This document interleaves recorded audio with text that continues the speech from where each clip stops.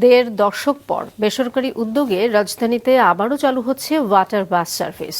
ঢাকার চারপাশে ১১০ কিলোমিটার নৌপথে চলবে এটি। যাতায়াত সহজ করার পাশাপাশি নদীকেন্দ্রিক বিনোদন ও পর্যটনের বিকাশে এ উদ্যোগ নেওয়া হচ্ছে বলে জানিয়েছেন সড়ক ও নৌপরিবহন মন্ত্রী। সড়কপথের যানজট থেকে রাজধানীবাসীকে মুক্তি দিতে সদরঘাট গাবতলী বৃত্তাকার নৌপথে ২০০৪ সালে উদ্বোধন হয়েছিল ওয়াটার বাস। মাসখানেক চলার পর তা বন্ধ হয়ে যায়। গত দেড় দশকে এই রুটে ৩ বার ওয়াটার বাস চালু করেও সার্ভিস অব্যাহত রাখতে পারেনি বিআইডব্লিউটিসি। যাত্রী সংকট, নদী দূষণ এবং পরিচালনা ব্যয় বেড়ে যাওয়ায় গত এক দশকে সংস্থাটির লোকসান হয় প্রায় ৫৭ কোটি টাকা।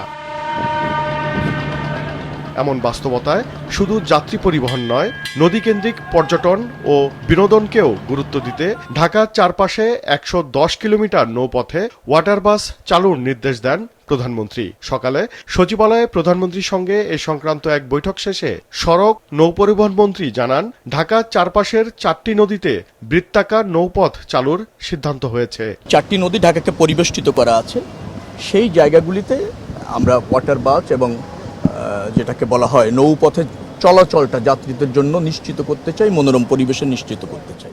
মন্ত্রী বলেন, আশুলিয়া থেকে সদরঘাট হয়ে নারায়ণগঞ্জ পর্যন্ত নৌপথের একটি অংশ যাত্রী পরিবহনের জন্য উপযোগী হলেও পুরো রুটে এখনো বিভিন্ন প্রতিবন্ধকতা রয়েছে।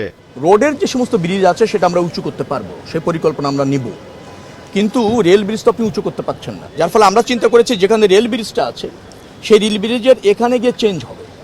আপনি ব্রিজের এ পাশ থেকে ঘুরে আসলো, ওই পাশে এসে যদি কেউ থামে সেটা ক্রস করে পুনরায় বাসে উঠবে। ওইটুকু জায়গায় এই কনসিডারেশনে কোনো বিকল্প নেই।